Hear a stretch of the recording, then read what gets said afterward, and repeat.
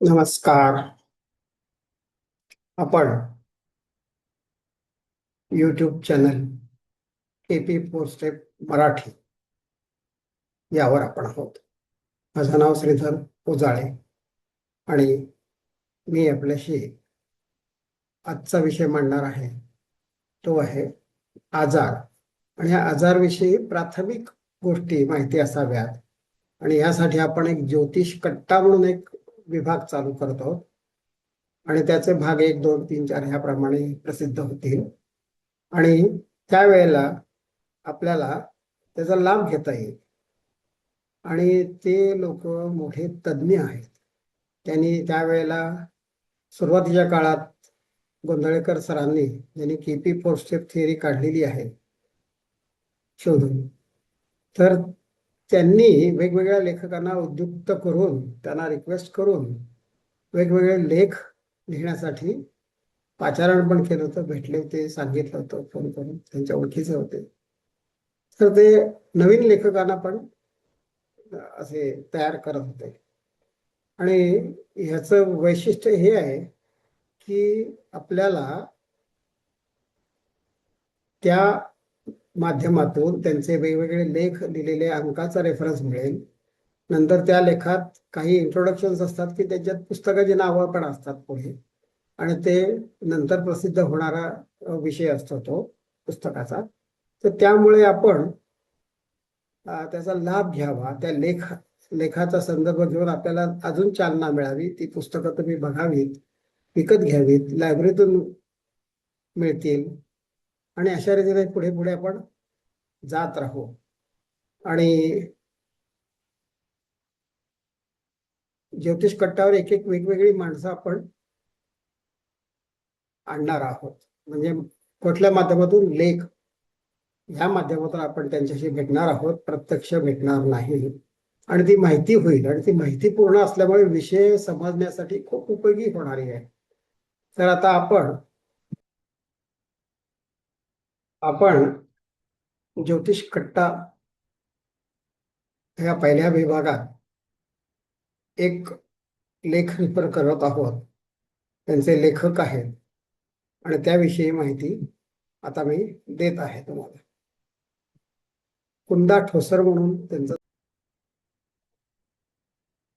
आपण सौ कुंदा ठोसर यांची आपण यांचा लेख आलेला आहे आणि तो लेख आपण बघणार आहोत. आणि तो अभ्यासपूर्ण आहे आणि तो आजार विषयाला धरून आहे, म्हणून आपण त्याचा फायदा घेणार आहोत. आजच्या लेखात त्यांना नमस्कार करून ते गुरुस्थानी मानून आपण त्यांचा लेखाचा अभ्यास करणार आहोत आणि आपली प्रगती करणार आहोत.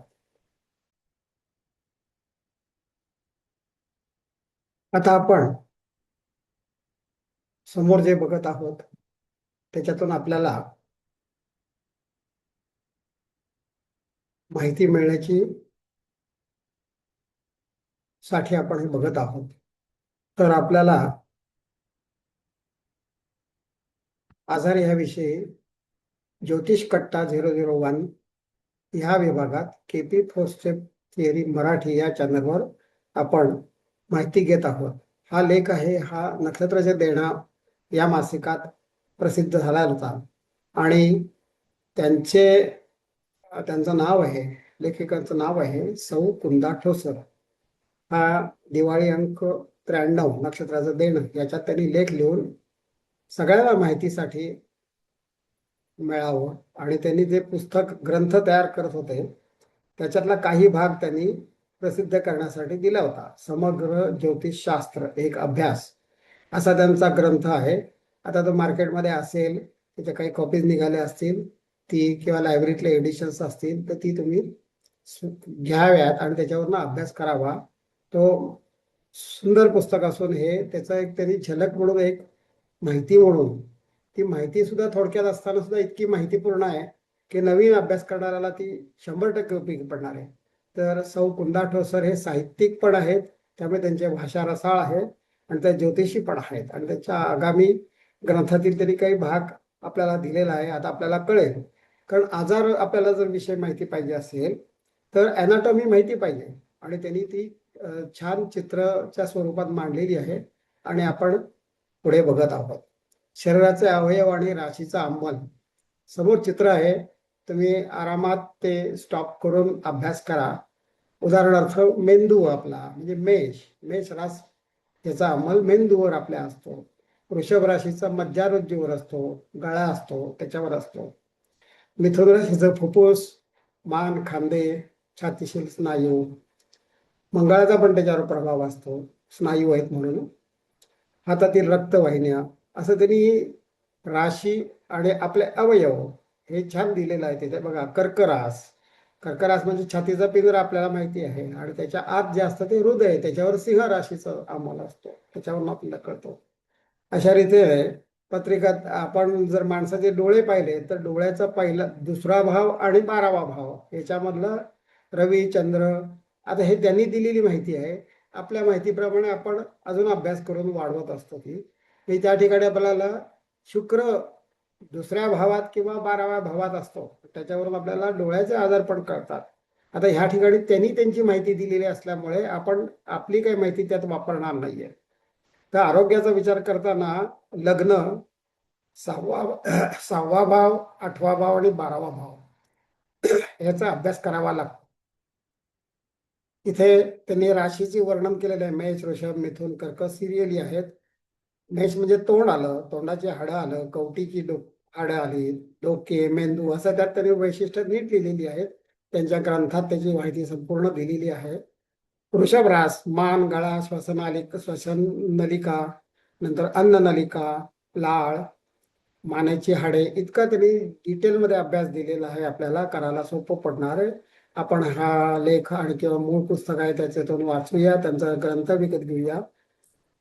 हे जाहिरात नसून ह्याच्याबद्दल माहिती आहे. खूप वेळाला खूप जणांना माहिती नसते, आणि मग माहिती झाल्यावर मग माणूस शोध घेतो. तर त्यासाठी हे आपण ज्योतिष कट्टा हा विभाग चालू करत आहोत. आता कर्करास घेतलं तर छाती, छातीची हाडे, पचनेंद्रिय. सिंह म्हटलं तर पाठ, पाठीचा कणा, हृदय. नंतर कन्या म्हटलं तर पोट, लहान आतडे, मोठे आतडे. तूळ, कातडी, पोटाचा खालचा भाग, गर्भाशय, मूत्रपिंड, वीर्याशय, कमर आणि कमरेचे हाड. अशा रीतीने वृश्चिक, गुप्तेंद्रिय, धनु, मकर, कुंभ आणि मीन. मकर म्हणजे गुडघे, सगळ्यांना माहिती आहे. धनु म्हणजे मांड्या, मांडीतील हाडं, मज्जातंतू.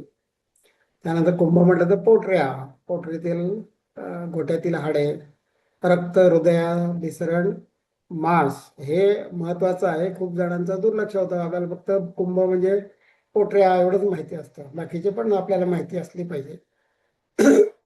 त्याप्रमाणे मीन म्हणजे पावलं, पावलातील हाडं.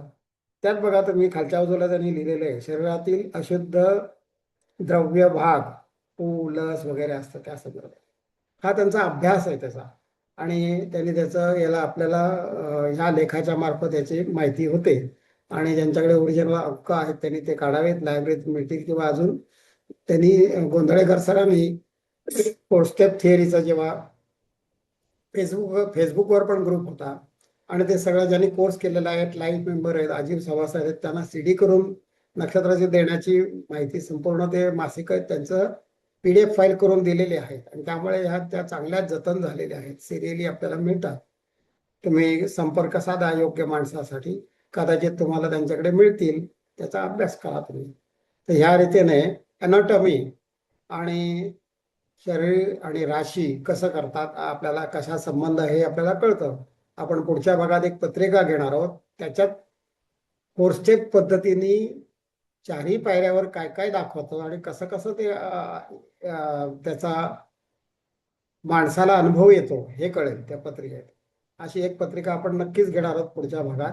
तर हे ज्योतिष कट्टा 001 हे सदर चालू करायचं कारणच आहे की याच्यात आपण एक एक एक एक खूप जुने लोक आहेत, त्यांचा खूप अभ्यास आहे. हे ते ऋषी तुल्यच म्हणायचं, कारण त्यांनी आपलं आयुष्य घातलेलं आहे खूप जणांनी त्या त्या क्षेत्राला. तर त्यांच्याकडून आपल्याला समोर नाही, ह्या माध्यमातून आपल्याला माहिती मिळेल, पुस्तकाची माहिती मिळेल, आणि आपण शोध घेऊ आणि अजून त्यात तज्ञ होऊ त्या त्या विषयात.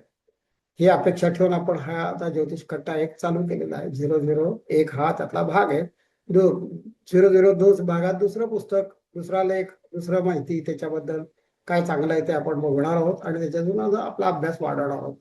यासाठी आपण इथे आपलं जे माहिती आहे ती थोडक्यात स्क्रीन शेअरिंग संपवून आणि आपल्याला ह्याचा आपण